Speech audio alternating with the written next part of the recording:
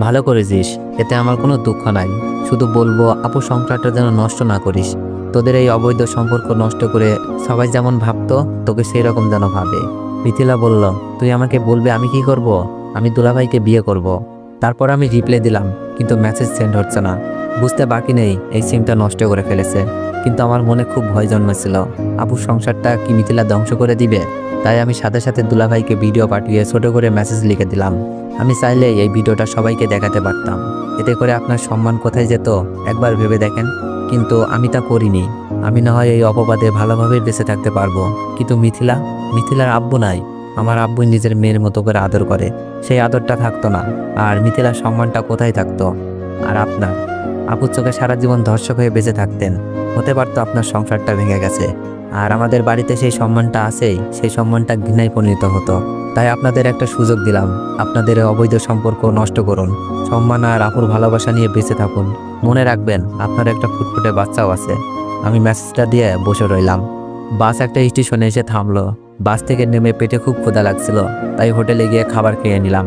রাস্তার পাশ ধরে হাঁটছি, কিন্তু এখন আমি কোথায় যাব, কি করব ভেবে পাচ্ছি না। আব্বু আম্মুর কথাগুলো কানে বাজছিল, তুই আমার ছেলে না, তোকে কোন পাবে পেটে ধরেছি। মাগো, তুমিও তোমার ছেলেকে চিনলা না?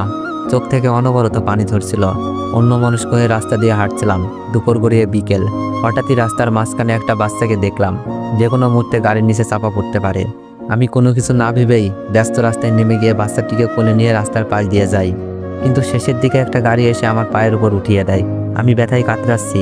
বাচ্চাটির মা এসে আমাকে হাসপাতালে নিয়ে গেল, আর একদিক দিয়ে আমাকে ধন্যবাদ জানাচ্ছে, অন্য দিক দিয়ে নিজের বেখেয়ালির জন্য বাচ্চাকে বাঁচাতে গিয়ে আমার এমন অবস্থার জন্য নিজেকে দোষারোপ করছে। ডাক্তার এসে আমাকে কি যেন একটা ইঞ্জেকশন দিল। আস্তে আস্তে আমার চোখ দুটো বন্ধ হয়ে আসলো। চোখ খুলে দেখি পায়ে ড্রেসিং। বাচ্চাটি ও বাচ্চাটির মা আরেকটা আমাদের বয়সী মেয়ে পাশে দাঁড়িয়ে আছে। ডাক্তার এসে বললেন, পাটা খুব ভালোভাবেই ভেঙেছে, আমি ওষুধ লিখে দিচ্ছি, নিয়মিত খাবেন। আর রোগীকে 1 মাস রেস্ট দিতে হবে। খেলাধুলা কোনো কাজ করতে পারবে না। 15 দিন পর আমাকে দেখিয়ে যাবেন। ডাক্তার প্রেসক্রিপশন ধরিয়ে দিলেন। বাচ্চার মা বললেন, আমার জন্য আজ তোমার এত বড় ক্ষতি হলো। আমি বললাম, না না আন্টি, নিজেকে দোষারোপ করবেন না, এটা শুধু একটা অ্যাক্সিডেন্ট।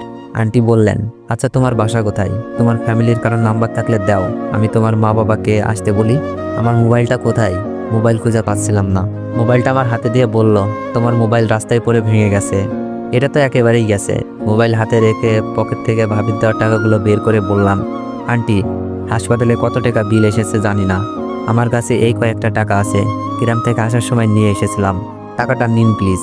আন্টি আমার টাকাটা পকেটে ঢুকিয়ে দিয়ে বলল, কি করছো তুমি এইসব?